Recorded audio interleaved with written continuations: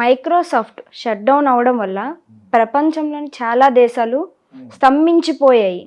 మళ్ళీ ఇది ఎప్పుడు స్టార్ట్ అవుతుంది అంటారు? యాక్చువల్గా ఎక్కడ కూడా ఒకే సిస్టమ్ తోటి గుడ్డిగా ఫాలో అయిపోయింది ప్రపంచం అంతా. బిల్ గేట్స్, మైక్రోసాఫ్ట్ని అందరూ మళ్ళా ఐఫోన్ ఉంది కదా వాళ్ళది కాదు, ఆపరేటింగ్ సిస్టమ్ విండోస్ ఎవరికైతే ఉందో ఏది కంపాటబుల్గా ఉన్న మైక్రోసాఫ్ట్నే ప్రపంచంలో చాలా దేశాలు ఫాలో అయ్యాయి. నాట్ ఐఫోన్, వాళ్ళకేం ఎఫెక్ట్ లేదు. మరి ఎయిర్పోర్ట్లు అందరూ ఐఫోన్ ఆ సిస్టమ్ పెట్టాలని చాలా అయిపోద్దన ఇది బాగా పాపులర్ అని చెప్పేసి సాధారణంగా విండో ఆపరేటింగ్ సిస్టమ్ ఉన్న ల్యాప్టాపే కొంటారు మీ అంతా. అది కొనాలంటే 1.5 lakh ఉంటుంది, మినిమం 90,000 ఉంటుంది. మ్యాక్ బుక్ కదా, దాంతో రెండు కొనొచ్చు, మరి డెల్స్ 2 కొనొచ్చు కదా. అని చెప్పి దానికే వెళ్తారు స్టూడెంట్స్ అంతా. అలాగే ఆపరేటింగ్ రైల్వే స్టేషన్స్, ఎయిర్పోర్ట్స్, మొత్తం అకౌంట్స్, బ్యాంకింగ్ సిస్టమ్స్, ఇవి మొత్తం బాగా డిపెండ్ అయిపోయింది UK, that Australia, United states కూడా. ఏంటి ఇప్పుడు 911 అనేది అది చాలా అవసరం, అది కూడా ఆగిపోయింది. 911 అంటే ఎక్కడన్నా క్రైమ్ రేట్ ఎక్కువ ప్రతి కంట్రీలో ఉంటుంది. ఆ కొట్టడం వెంటనే హెలికాప్టర్ నుంచి పైన వచ్చేస్తారు, కింద వచ్చేస్తారు. ఇప్పుడు అది స్తంభించిపోయింది, ఎయిర్పోర్ట్లు స్తంభించిపోయింది. ఇంకా అట్లీస్ట్ ఇండియాలో కొన్ని సిటీస్లో ఎయిర్పోర్ట్స్లో they are operating by manual. Booking చేయాలంటే ఆ సిస్టమ్ వర్క్ చేయాలి. వీళ్ళు దెబ్బ అయిపోయారు. వీళ్ళు కనీసం మాన్యువల్గా ఒక 50% చేసి ప్రయాణికులు పంపిస్తున్నారు. అన్నిటికీ అవరోధం కలుగుద్ది except flights will be giving the signals through satellite. అవి పనిచేస్తాయి. ఈ మైక్రోసాఫ్ట్ మీద ఆధారపడిన అకౌంట్స్, ఎవ్రీథింగ్, పొద్దున్న లేచిన కానీ సాయంకాలం వరకు వాడేది మైక్రోసాఫ్ట్, విండోస్, అవన్నీ దెబ్బతినేసినాయి. దెబ్బతిట్టడం ఆగిపోయినాయి. బ్లూ స్క్రీన్ ఆఫ్ డెత్ అంటారు ఆ ఎర్రర్ని. ఆ బ్లూ స్క్రీన్ ఆఫ్ డెత్ అనే ఎర్రర్ని రెక్టిఫై చేయడానికి ఇప్పుడు ఎంత ట్రై చేస్తారు, ప్రపంచం అంతా అయిపోయింది. ఇప్పుడు దాన్ని రెక్టిఫై చేయాలి. రెక్టిఫై చేసి మళ్ళీ they have to bring to the normality పట్టి రావాలి. Accounts, banks, lights, tickets, railway stations మొత్తం సోలీ డిపెండెంట్ ఆన్ దట్. జనరల్గా ఒక్క దాని మీద అలా ఆధారపడకూడదు. This is what it's a lesson. ప్రపంచానికి ఒక గుణపాఠం ఇది. ఒకే సిస్టమ్ మీద ఉండకూడదు. మీరు ఎప్పుడు కూడా ఆల్టర్నేట్ ఎందుకు పెట్టుకుంటారు? ఈ సిస్టమ్ కాకపోతే ఆ సిస్టమ్ అని ఉండాలి. గవర్నమెంట్ రన్ చేస్తున్నప్పుడు ప్రైవేట్ పక్కన పెట్టు. ప్రైవేట్ వాటికి 4-5 రోజులు సెలవు ఇస్తాడు, పర్లేదు. గవర్నమెంట్ అంటే పబ్లిక్ సఫర్ అయిపోద్ది. ఎన్ని వందల కోట్ల, ఎన్ని మిలియన్స్ ఆఫ్ పీపుల్ సఫర్ అవుతారు.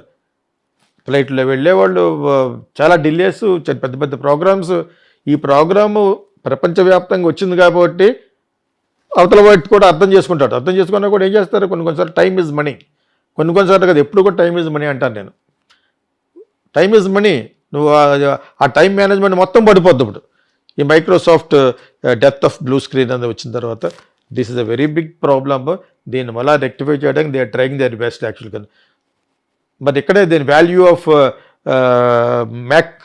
మ్యాకింటోష్ వాళ్ళ యొక్క ఆపరేటింగ్ సిస్టమ్ ఎంత గొప్పదనేది అర్థం అవుద్ది. వాళ్ళకేం అవ్వలేదు, they are not talking anything కదా. అవి అన్ని ఎయిర్పోర్ట్లు మెయింటైన్ చేస్తాయి, అన్ని రైల్వే స్టేషన్ చేస్తాయి. చేసినా కూడా దే ఆర్ వెరీ ఎక్స్పెన్సివ్. చెప్పాను కదా, difference between a laptop, Dell laptop, HCL ల్యాప్టాప్లతో కంపేర్ చేస్తే 3 కొనొచ్చు ఒక మ్యాక్ తోటి. ఎడిటింగ్ కూడా అంతే. పెద్ద పెద్ద మ్యాక్ సిస్టమ్స్ పాలిటర్స్ కొంటే ఒకటే 1.5 lakh to 2 lakhs, 4 lakhs. అర్థమైనప్పుడు they are very expensive, but అంటే అథెంటిక్. నీకు వైరస్ రాదు దానికి, తెలుసా నీకు? నువ్వు నీ ల్యాప్టాప్కి మన ఫోన్లకి వచ్చినట్టుగాను ఐఫోన్కి రాదు.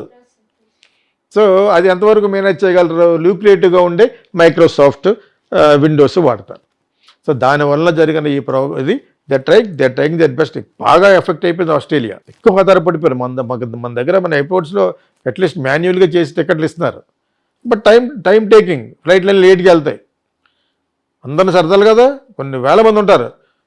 ఏమన్నా సో మెనీ ఎయిర్పోర్ట్స్లో వెళ్ళాలి, ఉండాలి, వాళ్ళు ఉంటారు. దాని they have to spend extra money.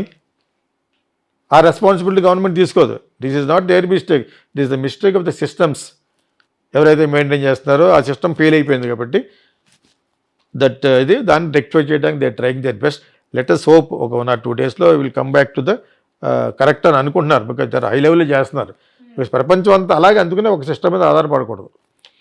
Especially government public రిలేటెడ్గా ఉన్న ఇవన్నీ కూడా they have to have an alternative. అయిపోయిన టక్కన షిఫ్ట్ అవ్వాలి, అది కనిపెట్టాలి. They have to buy another systems. డబ్బులు ఎన్ని చోట్ల ఖర్చు పెడతారు. They have to go for another alternative. ఎప్పుడు కూడా ఆల్టర్నేటివ్ ఉండాలి. ఆల్టర్నేటివ్ ఉంటేనే ఇటువంటి, లేకపోతే ఎంత పెద్ద ప్రాబ్లము నేను ఇంకా చెప్పలేకపోతున్నాను. The volume of the problems people are facing అనమాట. ప్రపంచంలో ప్రజలు ఎదుర్కొంటున్న అది నేను ఇంకా కరెక్ట్గా చెప్పలేకపోతున్నాను. చాలా హై లెవెల్లో జరుగుతుంది. మనకు దక్కేది కొంచెమే, మనకు తెలిసింది కొంచెమే. మనకు ఉన్న చిన్న ఎలక్ట్రానిక్ మీడియాలో ఉండే ఛానల్ చెప్తూ ఉంటారు అంతే తప్పితే it is a very very big problem. సమించిపోవటం అంటే ఏంటి? స్టాండ్ స్టిల్కి అయిపోయింది అనమాట. స్టాండ్ స్టిల్ అయిపోయింది. మనిషి మూవ్ అవ్వలేడు. ట్రైన్లో వెళ్ళేవాడు, బస్సులో వెళ్ళేవాడు, ఫ్లైట్లో వెళ్ళేవాడు,